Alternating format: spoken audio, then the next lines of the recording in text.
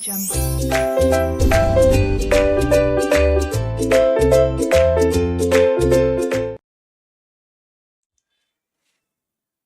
Everyone, स्वागत है आप सभी का हमारी सीए फाइनल फाइनेंशियल रिपोर्टिंग की इस अनोखी रिवीजन क्लास में, जिसमें हम सारे अमेंडमेंट्स को क्विकली रिवाइज करेंगे because amendments you know are very important for the exam. So we are going to cover all the amendments applicable for July 21 exam and all the questions which the institute has added in the study material, knowing the fact कि normally जब कोई नई चीजें आती है तो institute initial level पे study material based questions ही पूछता है.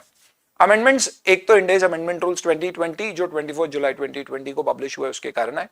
जो अमेंडमेंट इंडियज 103 में बिजनेस की डेफिनेशन, इंडियज 116 में रेंट रिलेटेड कंसेशन से रिलेटेड एक प्रैक्टिकल एक्सपीडियंट जिसमें आसान अकाउंटिंग लेसी को दी गई with respect to rent concessions जो उसे मिले. इंडियज 1 में मटीरियलिटी की टर्म डेफिनेशन से रिलेटेड एक अमेंडमेंट जिसका कॉन्सिक्वेंट अमेंडमेंट दूसरे कुछ स्टैंडर्ड्स में भी हुआ.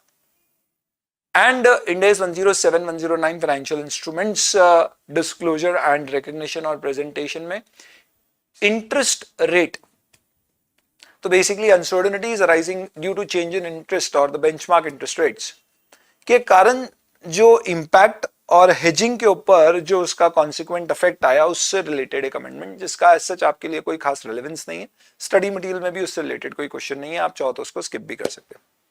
ये सारे अमेंडमेंट्स इंडियस 2020 रूल्स के कारण है. इसके अलावा एक डीडीटी अबॉलिश होने के कारण उसका इंपैक्ट आपके कंसोलिडेशन के कुछ क्वेश्चंस या ईपीएस के कुछ क्वेश्चंस पे पड़ सकता है. इन सबको हम क्विकली कवर करेंगे. The objective of this revision is very clearly to just go through these amendments very quickly, कि आप एक बार इसको रिकैपिटुलेट करके इंपॉर्टेंट पॉइंट्स पे फोकस कर सकते हैं एंड इससे रिलेटेड प्रैक्टिकल क्वेश्चंस एक बार रन थ्रू फटाफट कर सकते हैं. We will be trying to be very time efficient in this. सबसे पहले इंडियस 103 में बिजनेस की डेफिनेशन में अमेंडमेंट आया. उसका रीजन क्या है? सिंपल है. आज कोई मेरे पास आता है और वो कहता है कि यार मुझे आपसे एक असेट खरीदनी है. तो लेट्स से फॉर एग्जांपल आपका फोन खरीदना है 10,000 रुपए में. सिंपल है, वो 10,000 रुपए में इसको रिकॉर्ड कर ले. वो आगे कहता है कि नहीं आपके तो यार मुझे ये फोन भी दे दो और एक काम करो सर आपका ये आईपैड भी दे दो और ये एयरपॉड रखे ये भी दे दो और ये आपकी यहाँ पे मैकबुक रखी हुई है ये भी दे दो, ये सब दे दो मुझे. मैंने बोला ठीक है ले जा भाई सब ले जा. तो 2 लाख रुपए में सब दे दिया. वो इसे भी कैसे अकाउंट करेगा? Asset acquisition. 2 लाख रुपए अपनी बुक्स में दिखाएगा कि टू बैंक हो गया और इन सारी असेट्स को मे बी फेयर वैल्यू के प्रोपोर्शन में टोटल 2 लाख रुपए के बराबर की ये सारी असेट रिकॉर्ड कर लेगा. सपोज इसी की जगह आप यहां पर मुझसे कुछ एप्पल के प्रोडक्ट लेके चले गए. कोई इसी तरह से कल दिन आप बड़े हो गए और आपकी इच्छा हुई एप्पल कंपनी कोई खरीद लो. सऊदी के कोई शेख गए और उन्होंने एप्पल कंपनी खरीदने की बात की. कोई खास फर्क नहीं पड़ेगा. 2 लाख रुपए में आपने ये एप्पल के कुछ असेट्स खरीदे थे मुझसे, 1 करोड़ आगे लगा दोगे तो एप्पल कंपनी आ जाएगी. 2 लाख करोड़ में उन्होंने एप्पल की कंपनी खरीद ली. तो वो ऐसा नहीं करने वाले हैं कि जितनी असेट्स उनको मिली है वो सारी असेट्स को 2 लाख करोड़ में उन सारी असेट्स की फेयर वैल्यू के प्रोपोर्शन में असेट्स को रिकॉर्ड करेंगे. वहां पूरी अकाउंटिंग अलग होगी. इंडियस 103 बिजनेस कॉम्बिनेशन लगेगा जो कहता है कि ऐसी सिचुएशन में जब आप ए असेट या ग्रुप ऑफ असेट नहीं खरीद रहे हो बट बी आप एक बिजनेस खरीद रहे हो, तो हम ये मानते हैं कि आप जो पैसे दे रहे हो वो सिर्फ असेट्स के लिए नहीं है. कोई एक ऐसी अदृश्य प्रोसेस शक्ति जिसे कई लोग गुडविल कहते हैं जिसके कारण आप कुछ एडिशनल पैसे दे रहे हो जिससे आपको सिर्फ एक ग्रुप ऑफ असेट नहीं मिल रही है, आपको साथ में एक इनसे जुड़ा हुआ एक ऐसा प्रोसेस मिल रहा है जिससे आप इस ग्रुप ऑफ असेट से रेवेन्यू जनरेट कर सकते हो, बिजनेस कर सकते हो. And this is essentially what we mean by we are not acquiring assets but we are acquiring a business. And hence 103 applies. 103 में अकाउंटिंग ये होती है कि हमको जो असेट्स मिली है, तो अगर आपने सपोज कोई बिजनेस खरीदा होता तो आप सारी असेट्स को फेयर वैल्यू पे लाते और इधर आपने जो पैसा दिया वो देखते. जो असेट आपने खरीदी है उनकी फेयर वैल्यू है 100 और जो पैसा दिया है वो 110, तो आप बोलते 10 गुडविल है. असेट खरीदी उसकी फेयर वैल्यू 120, पैसा दिया 110, जो 10 आपने असेट ज्यादा की ले लिया वो कैपिटल रिजर्व बुक करते. यानी यहाँ पे आपकी असेट्स को इनिशियली कॉस्ट की जगह फेयर वैल्यू पे मेजर किया जाता है, जो एक बहुत बड़ा डिफरेंस होता है अकाउंटिंग ट्रीटमेंट में. ये सिर्फ कब करोगे आप? जब आप ये प्रूव कर सकते हो कि आपने जो खरीदा है वो ग्रुप ऑफ असेट नहीं है, जिसके केस में एसेट एक्विजिशन यानी कि कॉस्ट मेथड लगता है, बट एक्विजिशन ऑफ बिजनेस है जिसके केस में अकाउंटिंग 103 में होती है.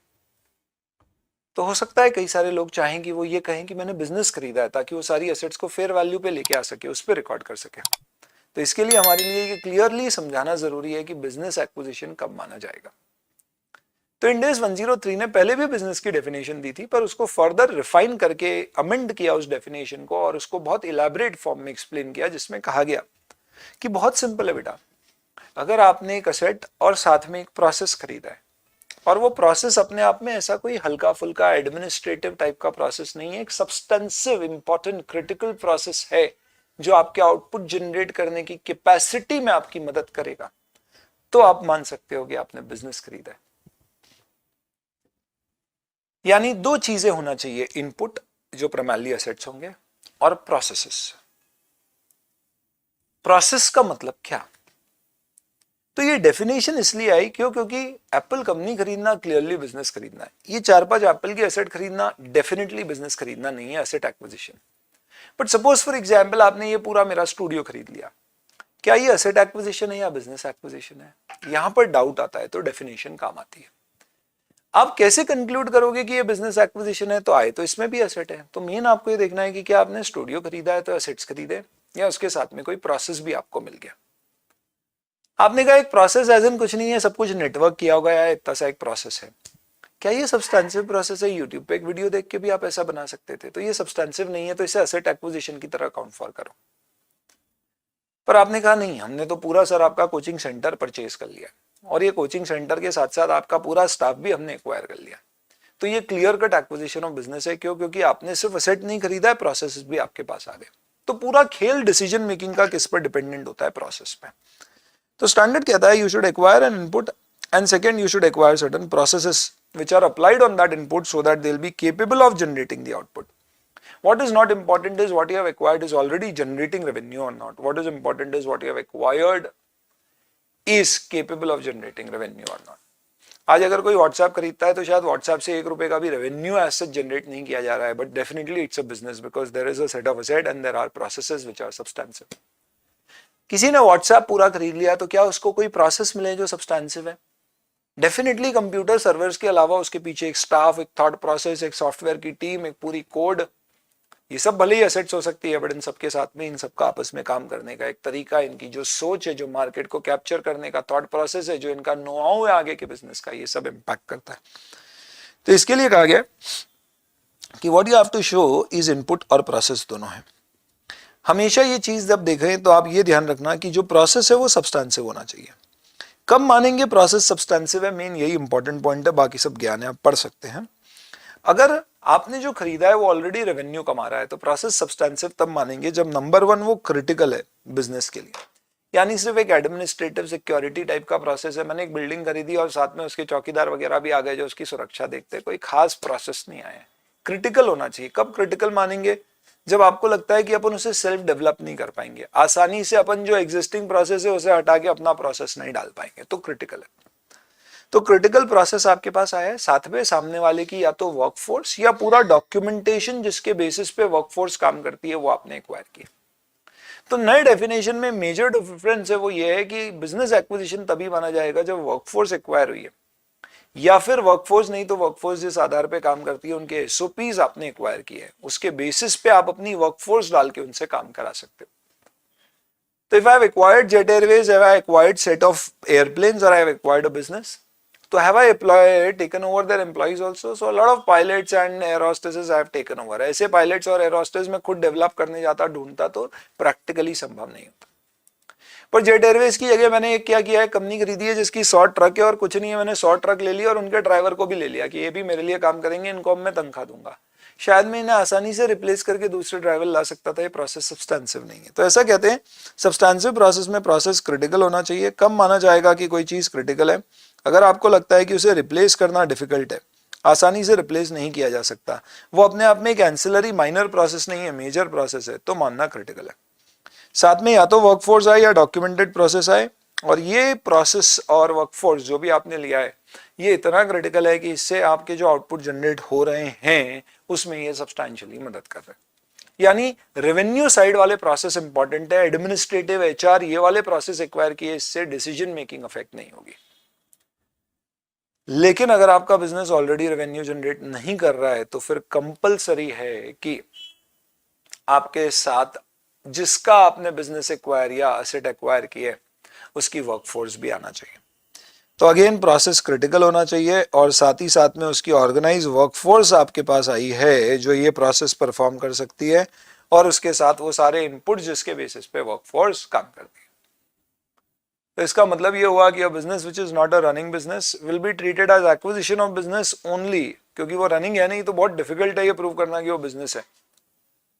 तो ऐसे केस में आपने वर्कफोर्स लिया है और वर्कफोर्स के साथ वो वर्कफोर्स जो काम करती है उसके प्रोसेस भी आपके पास आए तो माना जाएगा बिजनेस है। फिर भी ये सब्जेक्टिव डिसीजन है, it will still involve management judgments. इसके बेसिस पे आप कंक्लूड कर लो कि भैया आपने जो एक्वायर किया वो बिजनेस है या नहीं है। ये थ्योरेटिकल पार्ट है। More important part is the asset concentration test और द ऑप्शनल कॉन्सेंट्रेशन टेस्ट। ऐसे कहता है कि यार ये तो जजमेंटल हो गया, डिबेटेबल हो गया।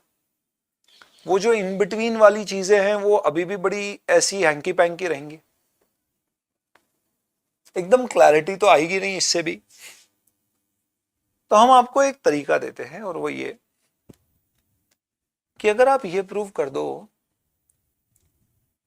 कि आपकी जो बिजनेस आपने एक्वायर की है उसकी जो टोटल असेट्स की वैल्यू है वो टोटल असेट्स की वैल्यू एक असेट या एक सिमिलर सेट ऑफ असेट में कॉन्सेंट्रेटेड है। That means your gross value of assets, ना कि नेट असेट्स। बिजनेस कॉम्बिनेशन में हम गुडविल के लिए नेट आइडेंटिफाइबल असेट लेते हैं which is asset minus liability. यहां पे ग्रॉस वैल्यू ऑफ असेट यानी टोटल असेट्स की वैल्यू।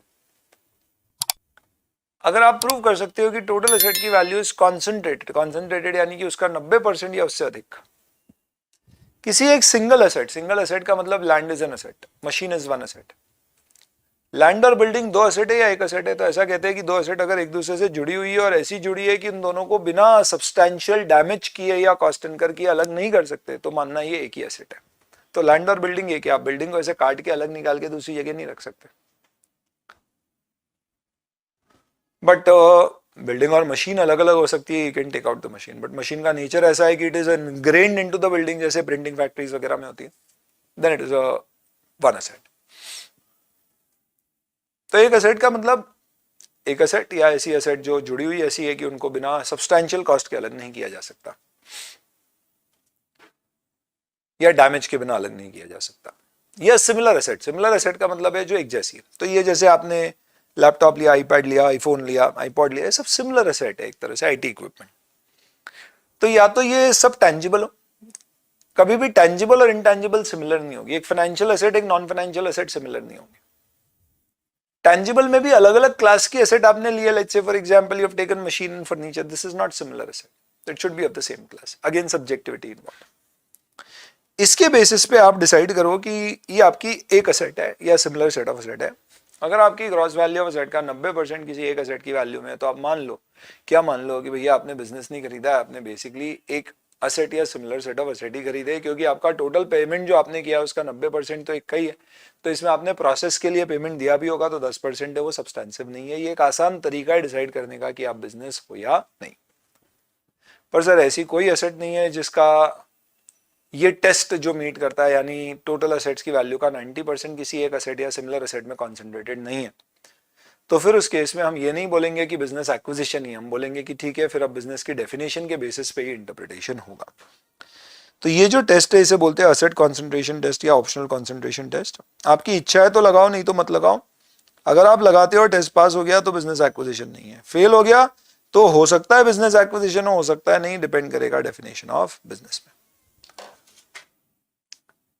तो बिजनेस की डेफिनेशन में ये प्रॉब्लम इसलिए आती है क्योंकि अगर ऐसा होता बिजनेस की डेफिनेशन की something which is generating revenue is business तो बहुत क्लियर होता, पर ऐसा नहीं है। इनफैक्ट डेफिनेशन तो ये बोलती है इनपुट और प्रोसेस आपने लिए है और वो केपेबल ऑफ जनरेटिंग रेवेन्यू होना चाहिए, भले ही अभी रेवेन्यू जनरेट कर रहे हैं या नहीं, तो वो बिजनेस है।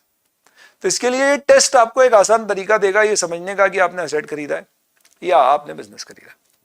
अब इस टेस्ट असेट कॉन्सेंट्रेशन टेस्ट को लगाने से रिलेटेड प्रैक्टिकल क्वेश्चंस आपके मॉड्यूल में है। इसको मैं आपको बहुत ही सिंपल लॉजिक से समझा देता हूं। सबसे पहली बात बताओ, अगर आप से फॉर एग्जांपल कोई कंपनी एक्वायर करने के लिए, तो लेट्स से आपने कंपनी के 60% शेयर्स एक्वायर किए 600 लाख में।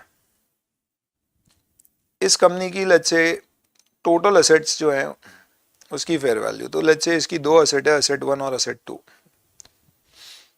और असेट 1 की fair value let's say 600 lakh है और असेट 2 की fair value let's say 100 lakh है। क्या मैं बोल दूं कि भाई मैंने जो पैसा दिया है वो मोस्टली एक असेट में ही कॉन्सेंट्रेटेड है? तो बिल्कुल गलत होगा, मुझे ग्रॉस वैल्यू ऑफ असेट निकालनी है। तो सर ये दोनों का टोटल लगा लेते हैं। तो इसकी थोड़ी सी हो सकता है कैश एंड बैंक जैसी भी एसेट हो, डेफर्ड टैक्स एसेट जैसी भी एसेट हो, तो इसकी कई सारी ऐसी एसेट है। अच्छा, आपने 60% एक्वायर किया है तो लेट्स से बचा हुआ 40% एनसीआई है, उसकी वैल्यू से 300 लाख।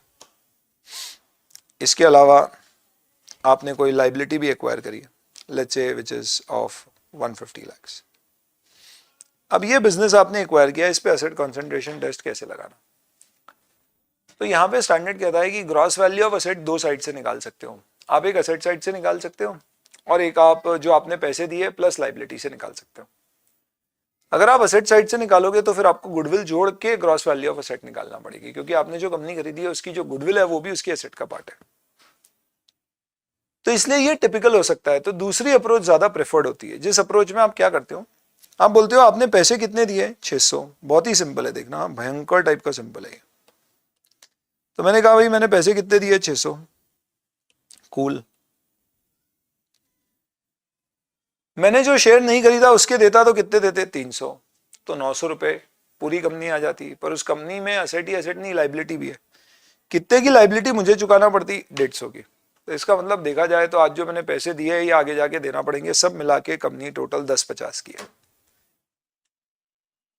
इधर आप एसेट साइड में देखोगे तो 1050 नहीं आएगा, कम आएगा, क्योंकि गुडविल होती है। तो आप ये डिसाइड कर लो कि आपकी ग्रॉस वैल्यू ऑफ एसेट 1050 है। 1050 कैसे आया? पीसी यानी कि जो 60% आपने एक्वायर किया, एनसीआई, और जो लाइबिलिटी वो ऐड कर दिया।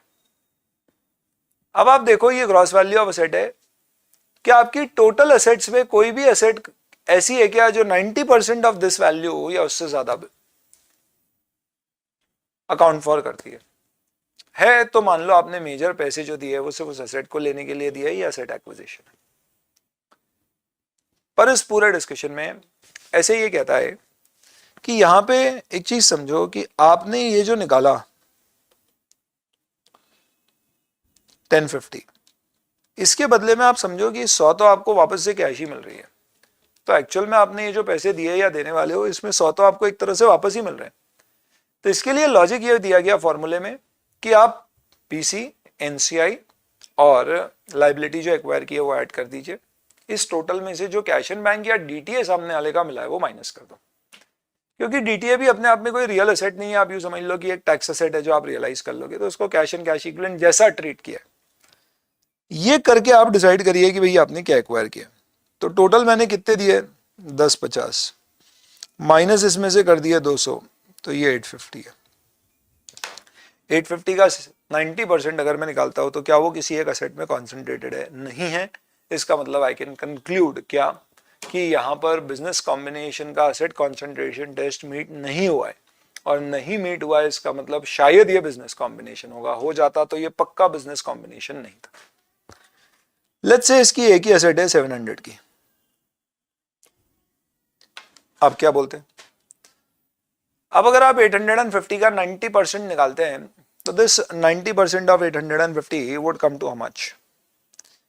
ये अभी भी 700 से ज्यादा आएगा। तो ये आपका कैलकुलेट करने पे this is still going to be 765 या जो भी आएगा, ये 700 से ज्यादा है। तो आपकी एक एसेट है 700 और आपको इसे ग्रॉस वैल्यू ऑफ एसेट से कंपेयर करना है 850। लेट्स से एक ही एसेट थी 700 की और ग्रॉस वैल्यू ऑफ एसेट 850 है। ये अभी भी 90% से कम है। तो सर मेरी एक ही तो एसेट है, पूरी वैल्यू इसमें, फिर भी ये टेस्ट मीट नहीं हो रहा है। क्यों नहीं हो रहा है? क्योंकि आपने जो पैसे दिए हैं, आइडियली अगर एक ही एसेट है जिसकी फेयर वैल्यू 700 है तो आपको टोटल 700 रुपए ही देने चाहिए थे।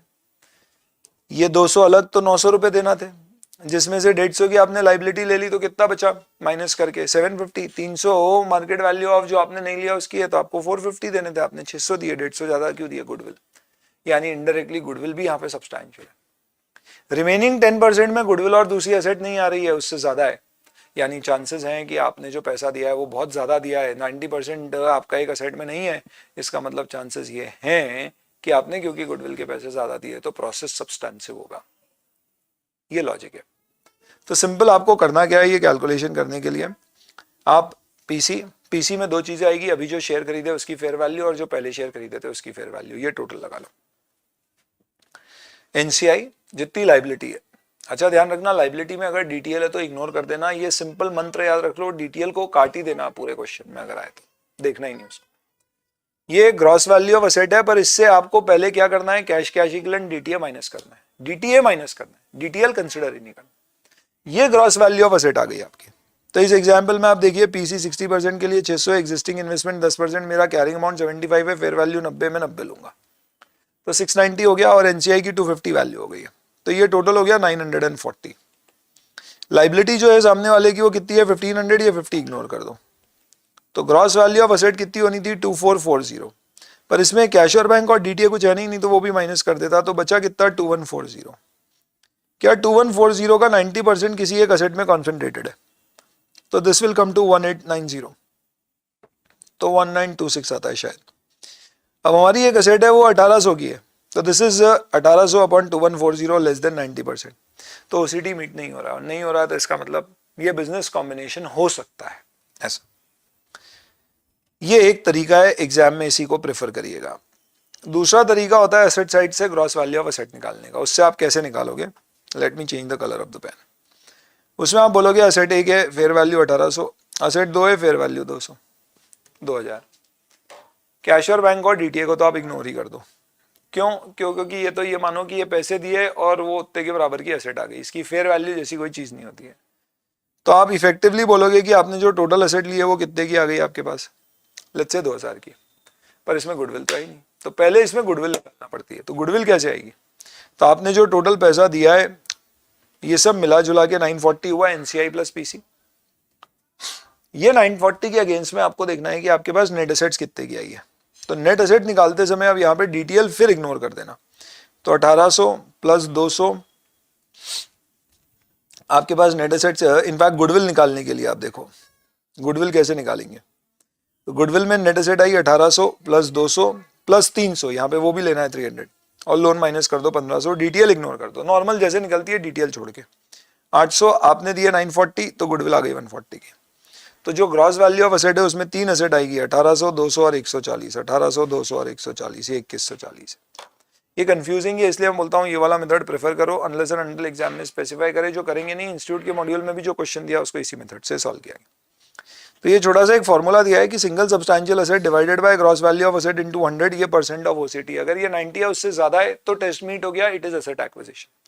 ये जीवीए है, ग्रॉस वैल्यू ऑफ एसेट निकालने का एक तरीका है, PC plus NCI plus financial liability minus cash and cash equivalent और डीटीए, डीटीएल प्लस नहीं करना।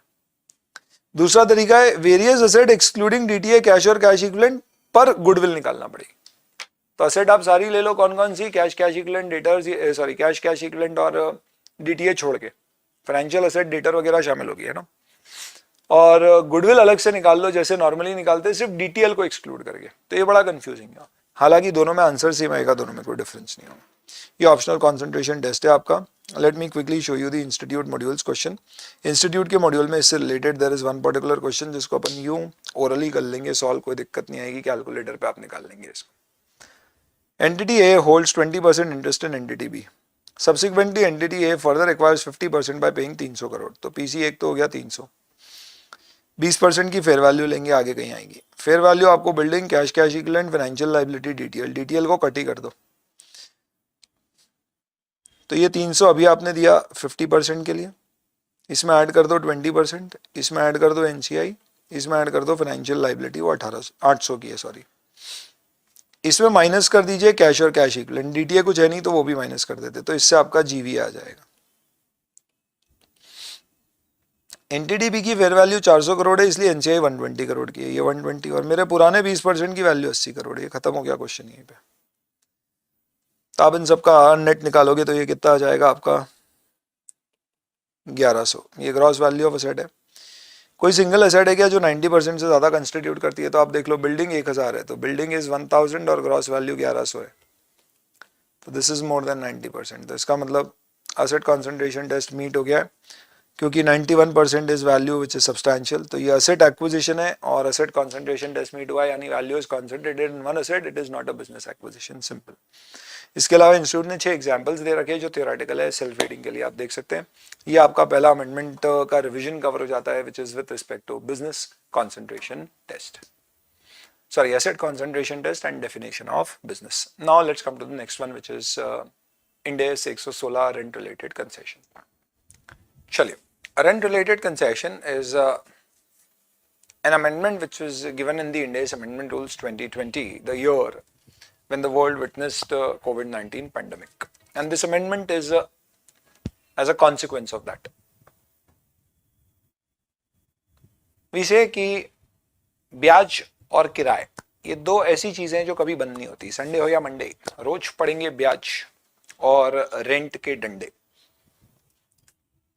छुट्टी हो तो भी आपकी जगह किराए पे तो किराया लग रहा है, आपने पैसे लोन पर ले रखे हैं तो ब्याज लग रहा है। तो लॉकडाउन के बावजूद भी जिन लोगों ने जगह किराए पे या पैसे उधार ले रखे थे उन पर उन्हें किराया और ब्याज देना पड़ रहा था। ऐसे में कई गवर्नमेंट और कई पार्टीज ने कंसिडरेट व्यू लेते हुए कुछ कंसेशंस दिए। इंडिया में गवर्नमेंट ने कहा कि बैंक से लोन्स अगर आपने लिए हैं तो 3 महीने का आपको डेफरल दिया जाएगा, इंटरेस्ट फ्री तो नहीं होगा, ब्याज तो लगेगा, पर 3 महीने की किश्त मत पे करना, बाद में पे करोगे चलेगा। डेफरल, कुछ फॉरगिव नहीं किया, एक्सटेंशन दे दिया। पर किराए के लिए मोदी जी ने दरखास्त की कि भाई लैंडलॉर्ड हो सके तो कंसिडर करें और किराए से छूट दें। अगर आपका लोन अग्रीमेंट का टर्म चेंज होता है और लेंडर अगर आपको लोन रीपेमेंट में एक्सटेंशन या वेवर्स देता है तो उसे मॉडिफिकेशन ऑफ लीज लायबिलिटी कहा जाता है, जिसकी अकाउंटिंग 109 प्रिस्क्राइब करता है। और वहां पे वो बोलता है कि अगर ये हल्का फुल्का मॉडिफिकेशन है, जिसकी एक डेफिनेशन होती है कि 10% से ज्यादा अगर आपकी मॉडिफिकेशन की टर्म्स के कारण जो प्रेजेंट वैल्यू आ रही है 10% से ज्यादा वेरी हो रही है तो वो सब्सटैंशियल मॉडिफिकेशन है। उस केस में ये मानते हैं पुराना लोन हुआ डी रिकॉग्नाइज और नए टर्म्स के अनुसार, आज के मार्केट रेट के अनुसार आप डिस्काउंट करके आज fresh loan liability, financial liability calculate करो, डिफरेंस पीआरएल में डाल दो।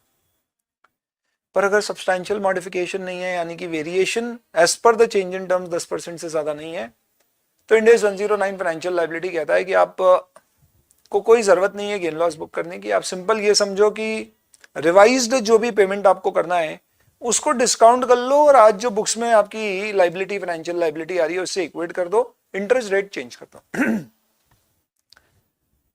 हालांकि ये ट्रीटमेंट भी 109 ने प्रिस्क्राइब नहीं किया है, पॉपुलरली ऐसा फॉलो किया जाता है, इंडिकेट किया ऐसा ट्रीटमेंट कि सब्सटैंशियल मॉडिफिकेशन नहीं है तो क्या होगा, पर मॉडिफिकेशन है तो क्या होगा, ये प्रिस्क्राइब्ड है।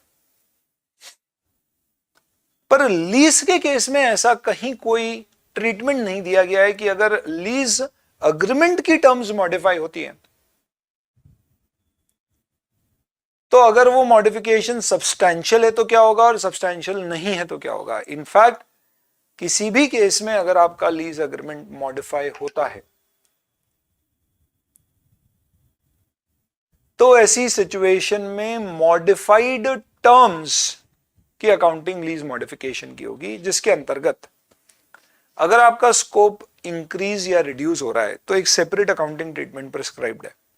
पर अपन जो बात कर रहे हैं यहाँ पे हमें वेवर या डिफरल मिला होगा लेसर से, जिससे मैंने जगह किराए पे ली, उसने कुछ छूट दी होगी किराए में या एक्सटेंशन दिया होगा पे करने के लिए, तो स्कोप कम ज्यादा नहीं हो रहा है। तो ऐसे मॉडिफिकेशन अगर ये अमेंडमेंट नहीं आता तो कैसे अकाउंट फॉर होते। हमें यह मानना पड़ता है उस समय कि कोई भी लीज टर्म में मॉडिफिकेशन हुआ है तो इंड AS 116 कहता है कि आज मॉडिफाइड टर्म्स के अनुसार क्या लीज पेमेंट करना है, आज implicit interest rate in lease क्या है, नहीं पता है तो इंक्रीमेंटल बोरोइंग रेट आपका क्या है, रिवाइज्ड लीज पेमेंट को डिस्काउंट करो, आज के इंटरेस्ट रेट से निकालो आपकी लीज लायबिलिटी की प्रेजेंट वैल्यू। सपोज ये प्रेजेंट वैल्यू आपकी आती है 1 लाख और बुक में आपकी ऑलरेडी लीज लायबिलिटी आ रही है 1,10,000 पे, तो आप अब लीज लायबिलिटी को 1 लाख पे ले आओ और आज के बाद से इंटरेस्ट आज की जो रेट थी उसके अनुसार बुक करना। जो लाइबिलिटी 10,000 की कम हुई है और राइट ऑफ यूज एसेट से एडजस्ट कर दो, गेन लॉस कुछ भी बुक मत करना, यानी इफेक्टिवली इंटरेस्ट रेट रिवाइज हो जाएगा।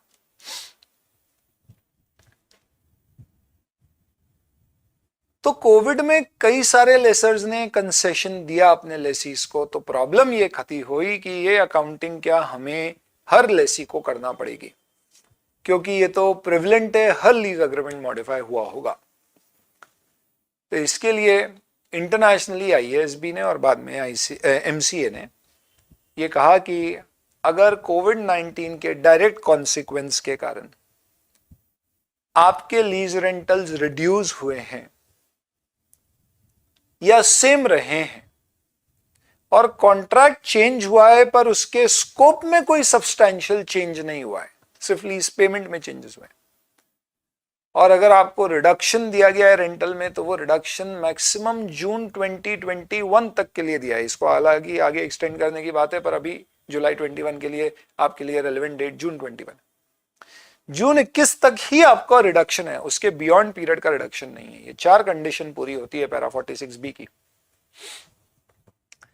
तो हम आपको एक प्रैक्टिकल एक्सपीडियंट यानी कि एक एग्जम्पशन देते हैं कि जाओ आप लीज के कॉन्ट्रैक्ट को चेंज होने के बावजूद भी मॉडिफिकेशन अकाउंटिंग मत लगाना,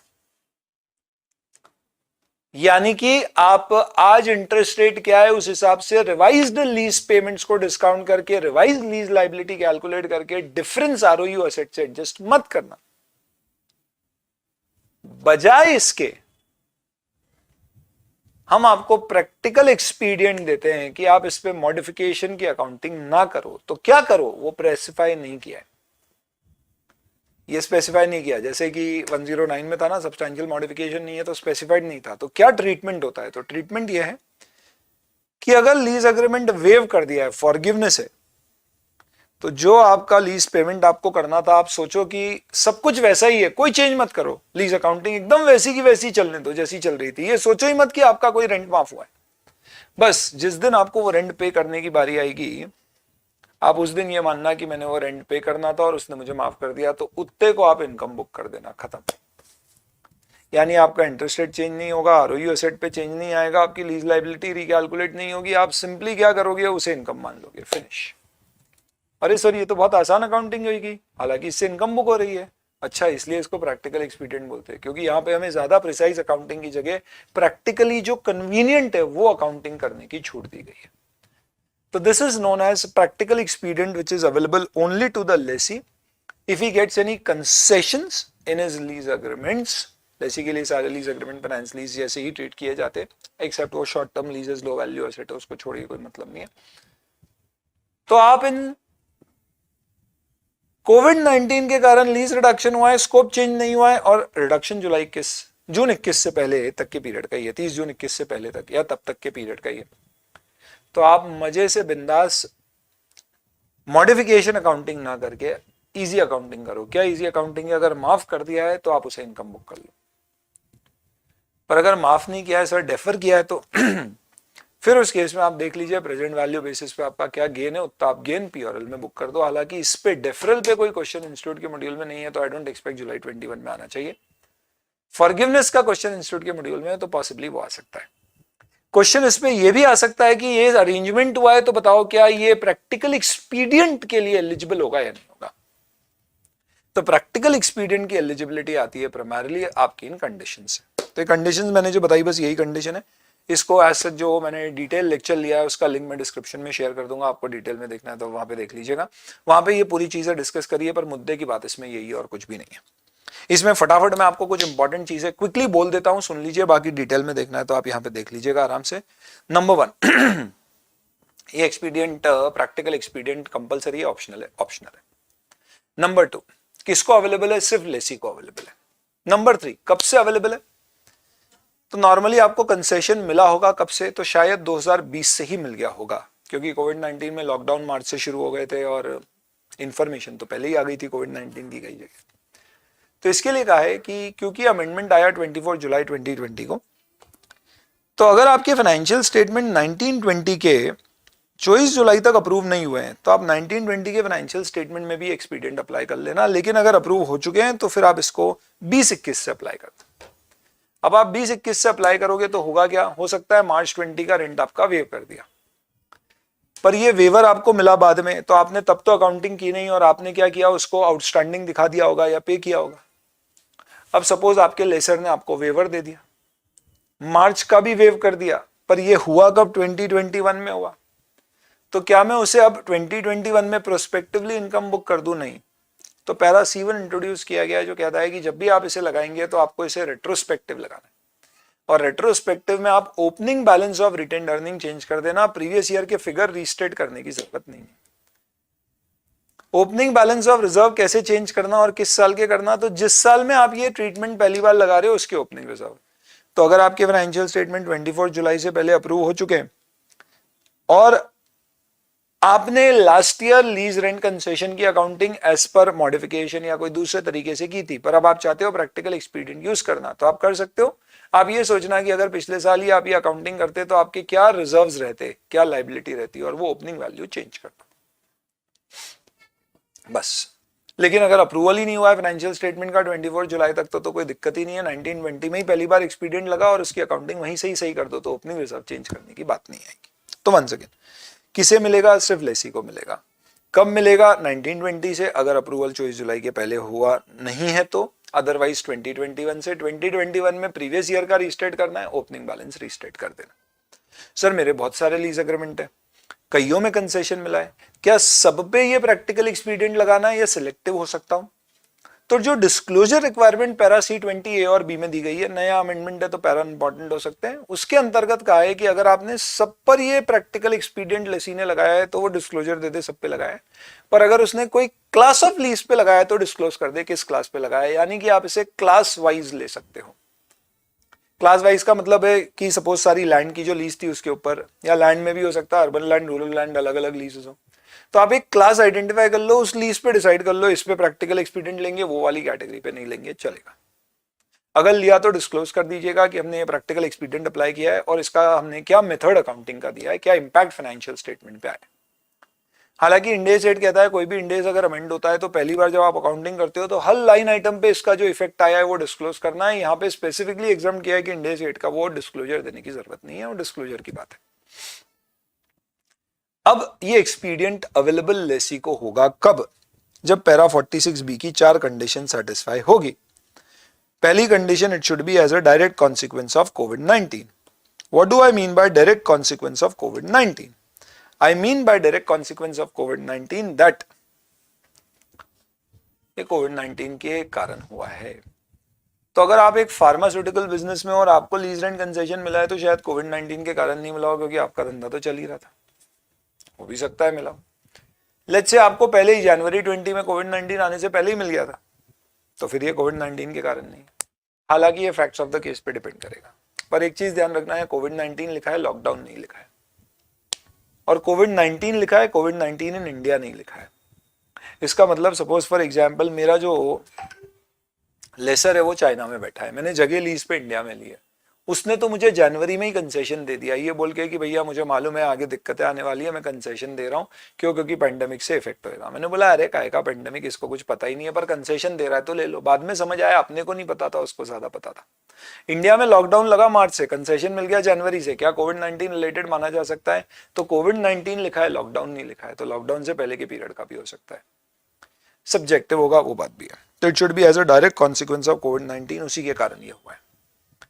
सेकेंड, इसमें लीज पेमेंट आपके या तो कम हुए या सेम रहे। सेम में सब्सटैंशियली सेम होंगे तो भी चलेगा। उदाहरण के तौर पे मैंने कई सारे एग्जांपल्स यहां पे आपको दे रखे। से मार्च से जून के लीज रेंटल वेव कर दिए, रिड्यूस्ड। मार्च से जून के बोले कि जुलाई से जुलाई, अगस्त, सितंबर, अक्टूबर में दे देना, तो डेफर है तो सेम ही रहे। बोला मार्च से जून 4 महीने के अगले 4 महीने में 5% ब्याज जोड़ के दे देना, तो बढ़ गए ये, तो मैं बोलूंगा सब्सटैंशियली सेम ही रहे। तो अगर टाइम वैल्यू का कंपनसेट करने के लिए थोड़ा ज्यादा भी पैसा ले लिया जाए तो माना जाएगा कि सब्सटैंशियली सेम है, प्रैक्टिकल एक्सपीडिएंट अवेलेबल होगा।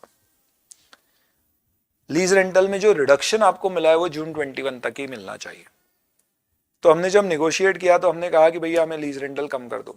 लेसर ने बोला नहीं करेंगे, हमने बोला जगह खाली करते थे, उसने बोला पेनल्टी लगेगी, नॉन कैंसिलेबल है, हमने बोला ले लो, पर हम दे ही नहीं पाएंगे। उसने बोला चलो ठीक है हम तुम्हारा 6 महीने का रेंट माफ कर देते हैं। हमने बोला नहीं चाहिए आप रख लो। उसने कहा चलो मैं तुम्हारा 1 साल का रेंट माफ कर देता हूँ। हमने बोला अरे प्रभु नहीं चाहिए, आगे लगेगा तो आ जाएंगे आपके पास लेने, खाली हो तो दे देना, हमें पूरी उम्मीद है आपका क्या पूरा खाली रहेगा। उसने बोला सुनो 5 साल का अपना अग्रीमेंट है, 5 साल तक तुमको आधे किराए पे ये जगह देने को तैयार हूं मैं, अब बोलो। मैंने बोला यार ये तो बढ़िया, आज नहीं तो कल बिजनेस तो होगा ही होगा और आगे फिर अपने को जगह महंगी पड़ेगी, तो हमने बोला चलो कर लेते हैं। यहाँ पे हालांकि कोविड-19 के कारण आपको कंसेशन दिया है, पर ये रीनिगोशिएशन है, ये सिर्फ एक सपोर्ट नहीं है, ये माना जाएगा ये actual modification of lease agreement है। यहाँ पे प्रैक्टिकल एक्सपीरियंस अवेलेबल नहीं है।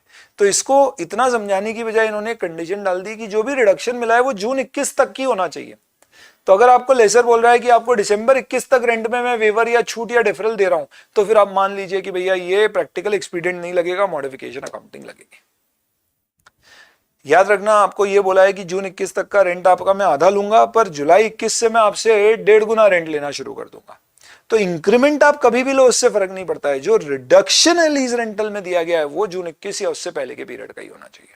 उसका कंपनसेशन डिफरल आगे भी एक्सटेंड होगा तो चलेगा, और सब्सटेंसिव चेंज इन टर्म्स नहीं होना चाहिए। ऐसा नहीं मैंने जगह आधी खाली कर दी या थोड़ी जगह और ले ली उसी रेंट पे, कॉन्ट्रैक्ट के स्कोप में चेंज हो गया है तो फिर मॉडिफिकेशन अकाउंटिंग करिए, ये नहीं लगाना।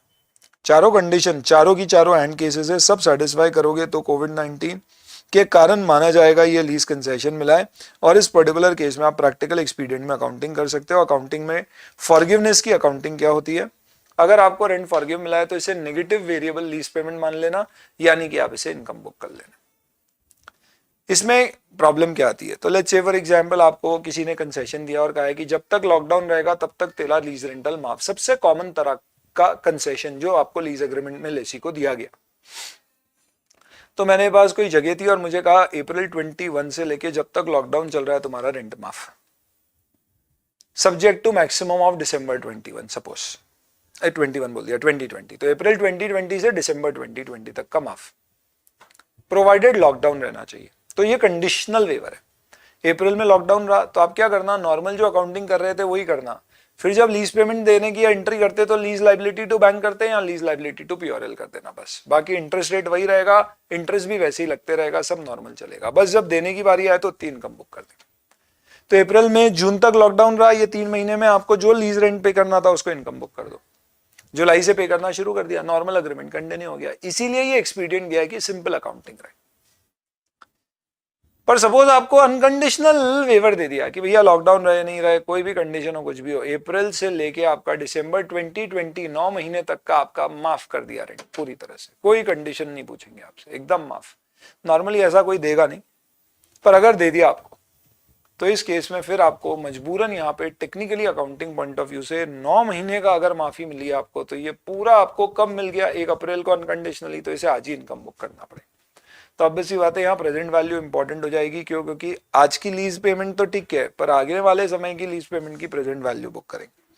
तो एंट्री यहाँ भी लीज लाइबिलिटी टू पीओएल होगी, पर present value of lease rental ली जाएगी जब अनकंडीशनल लॉन्ग टर्म वेवर मिले। ये दोनों नेगेटिव वेरिएबल लीज पेमेंट है, यानी इसे इनकम पीओएल में जाएगी। इंटरेस्ट रेट वही का वही रहेगा जो पहले था, चेंज नहीं होगा। लेकिन अगर आपको डेफरल मिला है कि भैया अभी 3 महीने का अगले 3 महीने में पे कर देना, तो फिर आपको प्रेजेंट वैल्यू बेसिस पे सेम इंटरेस्ट रेट यूज करते हुए देखना पड़ेगा कि भैया आपकी अब लाइबिलिटी क्या आ रही है। तो मुझे अभी पेमेंट करना था से 100 हर महीने, अब मुझे करना है 0 फिर 200 फिर 100। तो पहले मैंने जो लीज लाइबिलिटी निकाली थी वो 100 आने वाले समय की प्रेजेंट वैल्यू थी, पर अब 0 फिर 200 फिर 100। इसकी प्रेजेंट वैल्यू पहले वाले प्रेजेंट वैल्यू के बराबर नहीं आएगी, इतना समझते हैं। तो अब आपको यहाँ पे difference of present value of lease liability which is there in the books and the revise lease liability, इसको इनकम बुक कर लेना चाहिए। ये एक सजेस्टेड ट्रीटमेंट है डिफरल का, इंडेक्स में नहीं दिया गया। इसके बेसिस पे कुछ क्वेश्चन है यहाँ पे जो अपन ने सॉल्व किए हैं, अपने स्ट्राइकर के क्वेश्चन है। ये अमेंडमेंट का ड्रोन चार्ट भी यहाँ पे दिया हुआ है, ये भी मैं शेयर कर दूंगा आपके साथ।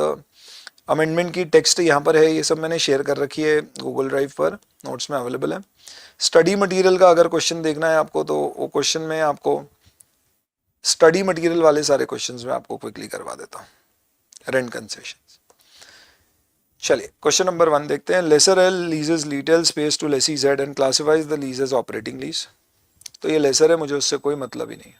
10,000 पर मंथ है, कोविड-19 के कारण रेंट कंसेशन दिया है जिसमें कोई रेंट जुलाई 2020 टू सितंबर 2020 नहीं देंगे, बट 20,000 पर मंथ देंगे उसके बाद के जनवरी फरवरी मार्च 3 महीने के लिए। तो 3 महीने नहीं देना और 3 महीने डबल दे देना, और कोई चेंज नहीं है लीज में। कोविड-19 से रिलेटेड है, रिडक्शन हुआ है, डेफरल हुआ है, सब्सटैंशियली सेम ही रहे एक तरह से। स्कोप में ऐसे और कोई चेंज नहीं आया है देखा जाए तो, और जुलाई 21 के बियॉन्ड रिडक्शन नहीं है। तो क्या प्रैक्टिकल एक्सपीडियंट अवेलेबल है? The answer is yes. यहाँ पे आपके पास प्रैक्टिकल एक्सपीडियंट अवेलेबल है, यानी कि आपको इसे लीज मॉडिफिकेशन के जैसे अकाउंट फॉर करना कंपलसरी नहीं है, ऑप्शनल है, आप मत करो, वैसे प्रैक्टिकल एक्सपीडियंट लगा। लेसर एम ने 10 ईयर की लीज की है ऑफिस स्पेस की लेसी एक्स से, जो 1 अप्रैल 2015 को 15,000 रुपये पर मंथ से शुरू हो गई। ऑपरेटिंग लीज लेसर ने माना, कोई मतलब नहीं है। रीलोकेशन कॉस्ट 6 लाख रुपए लग गई। लीज इंसेंटिव को रिडक्शन मान लिया, इनकम बुक हो गई, छोड़िए। अप्रैल 2020 कोविड-19 पेंडेमिक में ये किया है कि हम आपका मई जून और जुलाई 20 का पेमेंट वेव कर देंगे, वेवर है, फॉरगिवनेस बोलते हैं। ये मॉडिफिकेशन है। कैसे अकाउंट करेंगे? प्रैक्टिकल एक्सपीडियंट मिलेगा, सारी कंडीशंस फुलफिल हो रही है। क्यों? तो यहाँ पे देखें 10 साल की लीज अपन ने की है, 1 अप्रैल को शुरू हुई है, 15,000 per month payable in arrear. Operating lease है, रीलोकेशन की कॉस्ट लीज इंसेंटिव के फॉर्म में दी गई है और रिडक्शन आगे दिया गया। 1 अप्रैल 2020 को कोविड-19 के कारण 3 महीने के रेंटल पे किए। तो ये वाला जो पार्ट है, ये वाला पार्ट कैसे अकाउंट फॉर हो पाएगा? तो ये जो वेवर आपको दिया गया है, दिस अनअमोर्टाइज, इसकी बात नहीं कर रहे जो पहले वाला पार्ट है। We are basically talking about the second part which is basically due to कोविड-19। उसका आपको क्या मिलेगा? You will basically get the examination for it.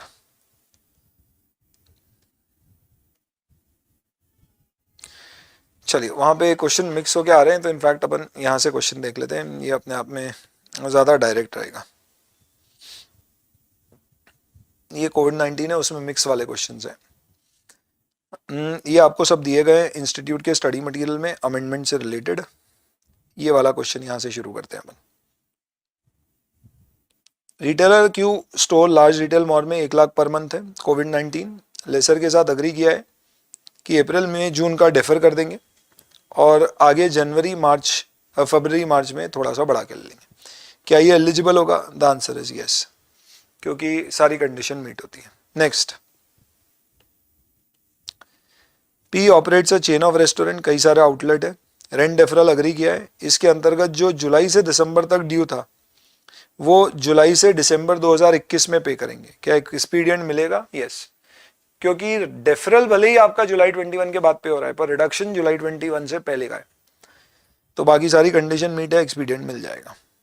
लीजेस office building, covid pandemic के कारण रेंट कंसेशन अग्री किया है। मंथली रेंट 50% से रिड्यूस कर दिया जाएगा 12 महीने कमेंसिंग 1 अक्टूबर। तो 1 अक्टूबर 2020 से 30 सितंबर 2021 तक मिलेगा। तो जून 21 के बियॉन्ड भी आपको कंसेशन मिल रहा है, तो इसके लिए ये माना जाएगा कि ये प्रैक्टिकल एक्सपीडियंट के लिए एलिजिबल नहीं है। Lessee granted a rent concession by lessor whereby lease payment for period April 2020 to June 2020 is deferred। ये 3 महीने क्या कर दिए? आखिरी में ऐड कर दिए। बढ़िया क्वेश्चन है।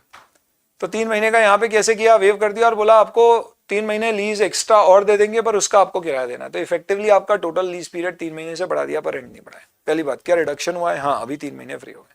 क्या स्कोप सब्सटैंशियली चेंज हो गया? नहीं, जो एक्सटेंशन मिला है वो सिर्फ जो आपको रेंट फ्री पीरियड दिया था उतना रीज रेंट कमाने के लिए दिया, तो इसे सब्सटैंशियल चेंज नहीं मानेंगे। कोविड-19 के कारण हुआ, जुलाई 21 से पहले का रिडक्शन है, कंसेशन अवेलेबल होगा। क्या प्रैक्टिकल एक्सपीडियंट अवेलेबल है? यस, अवेलेबल है। और ये फॉरगिवनेस ऑफ लीज पेमेंट से रिलेटेड आपका क्वेश्चन है। Let's see this question now. एकमात्र accounting related question. Lease contract किया है 1500 स्क्वायर मीटर रिटेल स्पेस 5 साल के लिए। 1 अप्रैल 2018 को शुरू हो गया। 1 लाख रुपए पेबल थे क्वार्टरली बेसिस पे। 5% शुरू में इम्प्लिसिट इंटरेस्ट रेट था, कोई इनिशियल डायरेक्ट कॉस्ट नहीं थी। कोविड-19 से बिजनेस इंपैक्ट हुआ। 1 जून 20 को unconditional rent concession to forgo payment on 1 July. सिर्फ एक किस्त 1 जुलाई की आपकी माफ कर दी गई है 1 लाख रुपए की। तो आप इसकी अकाउंटिंग क्या करोगे? तो 1 लाख आप पीओआरएल में क्रेडिट कर देना। इसे एक नेगेटिव वेरिएबल लीज पेमेंट मान के पीओआरएल में आप 1 लाख क्रेडिट कर देना और आपकी लायबिलिटी 1 लाख से डेबिट कर देना।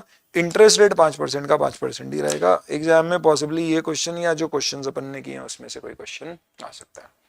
ये आपका पूरा डिस्कशन है इंडेस 116 रेंट रिलेटेड कंसेशन का. Very briefly and quickly I have kind of covered this up. चलिए, now let's come to Ind AS 1 materiality की डेफिनेशन का amendment. Very very quick discussion. This is just a simple amendment with respect to definition of materiality.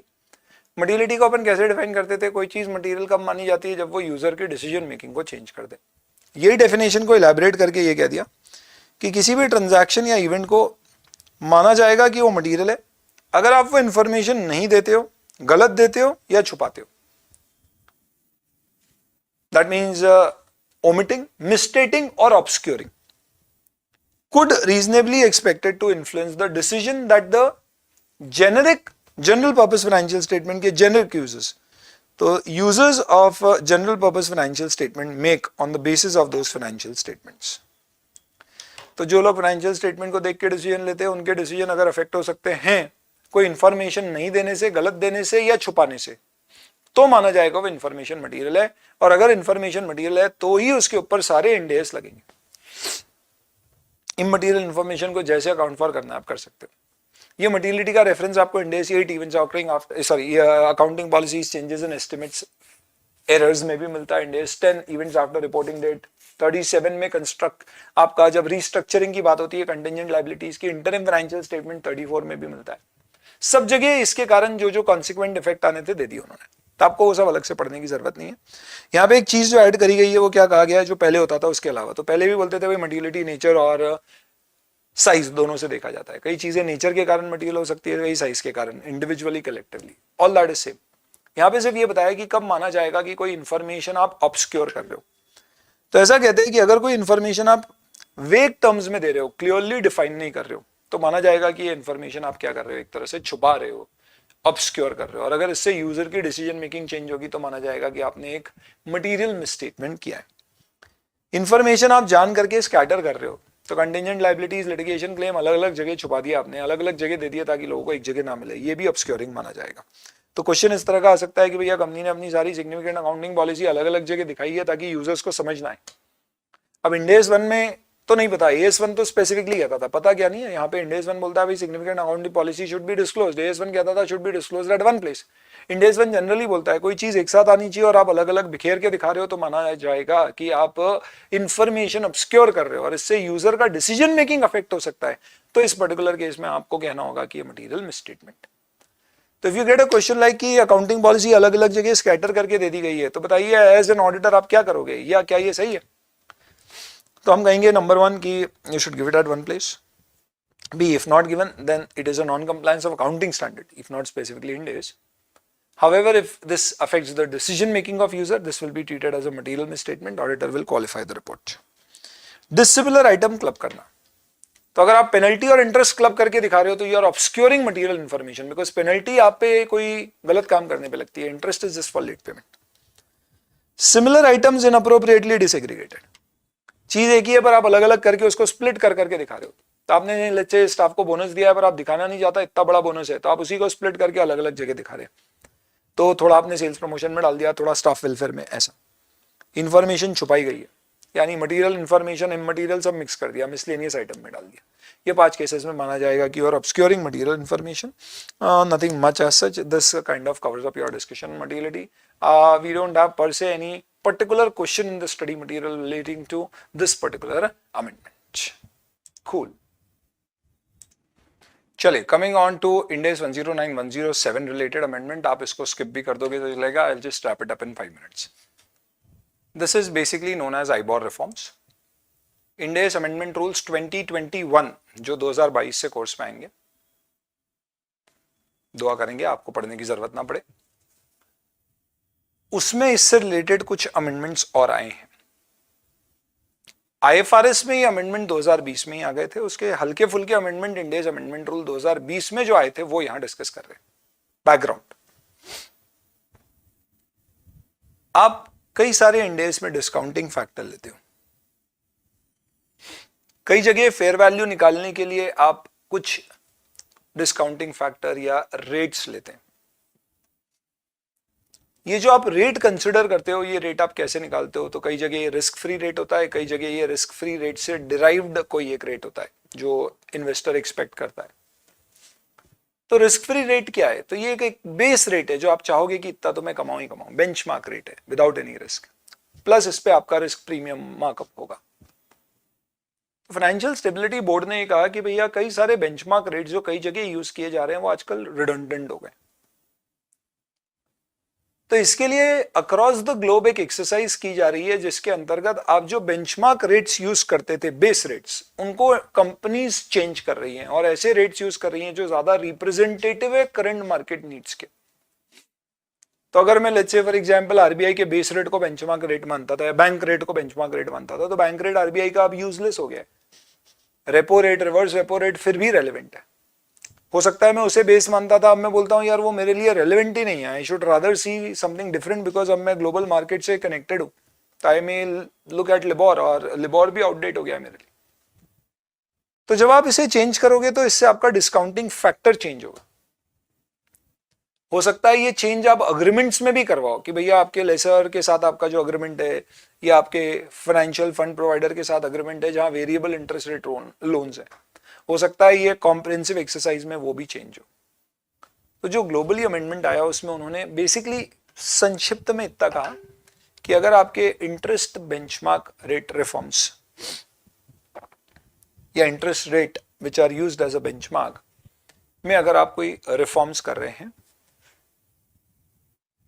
तो ये reforms के कारण आपके lease terms, liabilities change होंगी। आपको हम ऑप्शन देते हैं कि आप इसके ऊपर मॉडिफिकेशन अकाउंटिंग ना लगाओ, ऑप्शन है। इसके लिए किसमें अमेंडमेंट किया? 109 में, कि फाइनेंशियल लाइबिलिटी में मॉडिफिकेशन अकाउंटिंग मत लगाना अगर आपकी टर्म्स चेंज हुई है because of the base rate changes. ऐसा अमेंडमेंट आईएफआरएस 9 में हुआ है लेकिन इंड एस 109 में नहीं हुआ है, तो ये आपके कोई काम का नहीं है। हालांकि आईएफआरएस 7 में अमेंडमेंट हुआ कि अगर आप बेस रेट चेंज करने के रिफॉर्म्स कर रहे हो तो डिस्क्लोजर दे दो, इंडिया में भी वो डिस्क्लोजर रिक्वायर्ड है। तो इंड एस 107 डिस्क्लोजर ऐसे भी ज्यादा नहीं देखते, उसमें ये चेंज हो गया, डिस्क्लोजर मांगा है, पर अकाउंटिंग में जो एग्जम्पशन था कि मॉडिफिकेशन मत मानो वो नहीं लगा, तो इसका मतलब आपको मॉडिफिकेशन मानना पड़ेगा। अब वो 2021 में आए अमेंडमेंट इंड एस में, वो छोड़ो। इसके कारण एक प्रॉब्लम ये आएगी कि आपने कई सारे वेरिएबल इंटरेस्ट रेट फ्लक्चुएटिंग चीजों के लिए हेजिंग कर रखी होगी। अब जैसे ही आपने आपका बेस रेट चेंज किया, कॉन्ट्रैक्ट रिवाइज किया, तो हो सकता है जो हेजिंग आपने करी हो उसकी इफेक्टिवनेस कम या खत्म हो जाए। तो एक एक्सेप्शन ये भी दिया गया कि आपकी हेजिंग रिलेशनशिप अगर इनइफेक्टिव भी हो रही है इस इंटरेस्ट रेट बेंचमार्क रेट के चेंज के कारण, तो भी आप हेजिंग रिलेशनशिप इफेक्टिव मान के हेजिंग आगे कंटिन्यू कर सकते हो, क्योंकि हेजिंग अदरवाइज आप लिमिटेड फॉर्म में पढ़ते हैं, क्योंकि ऐसे भी इंडिया में ऑप्शनल है इसकी accounting, that is why this is also not relevant. इसके लिए इंड एस 107 अमेंड किया गया, you can continue doing your hedging relationship and related disclosures can be given. IFRS 16 में अमेंडमेंट हुआ कि लीज में भी आप इसे मान लो कि ये मॉडिफिकेशन नहीं है, ऐसी अकाउंटिंग करो, पर इंडिया में ये अमेंडमेंट नहीं हुआ है। तो ये आपका इंड एस अमेंडमेंट रूल्स 2020 में इफेक्टिवली सिर्फ देखा जाए तो हमारा इंड एस 107 डिस्क्लोजर रिलेटेड जो है फाइनेंशियल स्टेटमेंट का, उससे रिलेटेड कुछ अमेंडमेंट हुए हैं और हेजिंग से रिलेटेड कुछ 109 के अमेंडमेंट है। दोनों ही सीए फाइनल के स्टूडेंट के लिए लिमिटेड रेलेवेंस रखते हैं। That's about it। अब इसके बाद अपन डिविडेंड्स पर आ जाते हैं। डिविडेंड्स का सिंपल सा फंडामेंटल ये हुआ कि 2020 से अब डिविडेंड डिस्ट्रीब्यूशन पर कंपनी को डिविडेंड पर टैक्स देने की जरूरत नहीं है, जिसे मिलेगा उसके हाथ में वो टैक्स होगा, सब्जेक्ट टू छोटे मोटे कुछ एग्जाम्पशंस। तो अभी तक ऐसा होता था कि सब्सिडरी अगर डिविडेंड देती थी, 100 रुपए का डिविडेंड दिया, तो समझो उसके ऊपर उसने 20 रुपए का डिविडेंड टैक्स पे किया, 17 रुपया जो भी है। तो होल्डिंग अपनी बुक्स में 100 रुपए, अगर 100% सब्सिडरी है तो 100 की इनकम बुक करता था, पर सब्सिडरी के रिजर्व 120 से कम हो जाते थे सपोज, तो जो 20 का एक्स्ट्रा आउटफ्लो हुआ उसे क्या माने। तो ट्रीटमेंट जब डीडीटी लगता था तो ये होता था कि क्या पेरेंट को उसका क्रेडिट मिलेगा, अगर मिलेगा तो क्या मानते थे कि वो जो 20 सब्सिडरी ने पे किया है वो पेरेंट अपने डिविडेंड से सेट ऑफ कर लेगा, इसका मतलब खर्चा कुछ है ही नहीं। तो इसके लिए वो जो सब्सिडरी का भी इसका डिविडेंड डिस्ट्रीब्यूशन टैक्स का खर्चा है वो खर्चा नहीं है ग्रुप के लिए, तो पेरेंट अपने डिविडेंड टैक्स में उसको जोड़ के दिखा देता था, तो वो सोकी में दिखता था और पीआरएल में नहीं जाता था।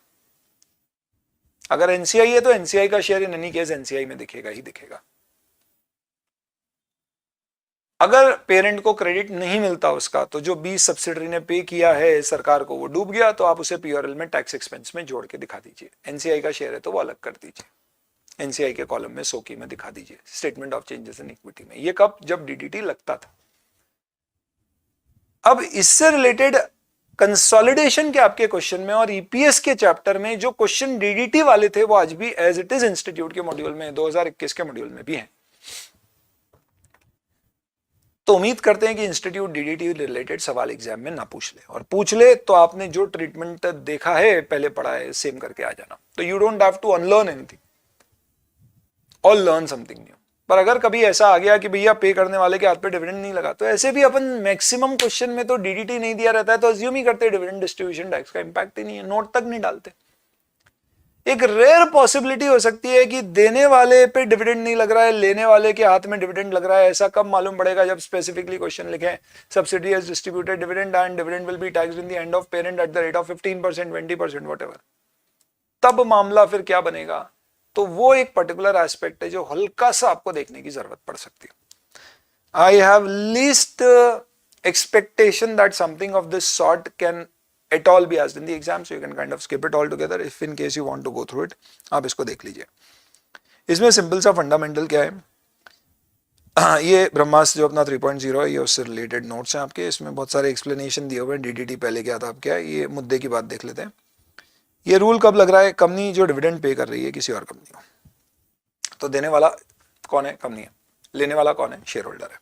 सिंपल क्या होएगा? कुछ भी नहीं करना है। देने वाला 100 रुपए डिविडेंड बांटेगा, सोकी में 100 रुपए रिजर्व कम कर देगा। लेने वाला 100 रुपए पीआरएल में इनकम डालेगा, उस पर जो टैक्स बनता है वो टैक्स पे कर देगा। तो इसमें पढ़ने की कोई बात ही नहीं है, सब सिंपल है। बस एक प्रॉब्लम ये आती है कि अगर रिसिपिएंट अगर कंपनी है और वो कंपनी वो पैसा जो डिविडेंड मिला है वो अपनी इनकम में जोड़ के खुद डिविडेंड बांटती है, तो हो सकता है कि उसको इसके ऊपर डिविडेंड टैक्स देने से छूट मिल जाए। तो ऐसा होता है कि सब्सिडी ने मुझे 100 रुपए डिविडेंड दिया और मैंने इस साल 150 रुपए डिविडेंड दिया, तो टेक्निकली स्पीकिंग यहां पर क्या होगा? मुझे जो 100 रुपए मिले, अगर मैं उस पर टैक्स दे रहा हूं और फिर मैं आगे 150 रुपए डिविडेंड डिस्ट्रीब्यूट कर रहा हूं और वो मेरे इंडिविजुअल शेयर होल्डर्स को जा रहा है, उन पे 150 पे टैक्स लग रहा है, जबकि वो 150 में 100 तो सब्सिडरी से ही मिला था। तो कैस्केडिंग को अवॉइड करने के लिए कहा गया है कि यहाँ पे फिर आपको 100 रुपए पे टैक्स देने की जरूरत नहीं है। तो ठीक है, नहीं है तो नहीं है, बढ़िया है, कोई अकाउंटिंग नहीं करेंगे, टैक्स का एक्सपेंस बुक नहीं करेंगे, बस यही और कुछ नहीं। तो वही चीज़ यहाँ पर एक्सप्लेन की गई है। आई डोंट थिंक इससे ज़्यादा आपको इसमें घुसना चाहिए, इतना सफिशिएंट अभी एग्जाम के लिए। एंड इसके साथ बस मेरी शुभकामनाएं आपके लिए। ये सब जो शेयर करना था ये यहाँ पे दे दिया है। डिटेल 116 का लेक्चर आपके गूगल ड्राइव पर, यूट्यूब पे भी पड़ा हुआ है। एज सच मैं उसका लिंक शेयर कर दूंगा, आप देख सकते हो। Wish you all the very best. कोई भी मेरे लायक अगर आप के पास क्वेरी हो जो मैं सॉल्व कर सकता हूँ, 9200079000 पे आप शेयर कर दीजिएगा व्हाट्सएप पर। I will try to solve it as soon as possible and wish you all the very best for your exam. Do very, very, very well. I'm sure these were very tough times which had passed for everybody. And now since we have a target in life which is our exam, this is a good thing to know that at least there's something which is keeping our mind busy into it and something productive. So wish you all the very best and I hope ki you be in the best of your health, you be safe. Despite the fact that things are safe, you be careful about it, but you don't have to be concerned about it. And may all your preparations, whatever you have done, just focus on that and give your best shot in the exam.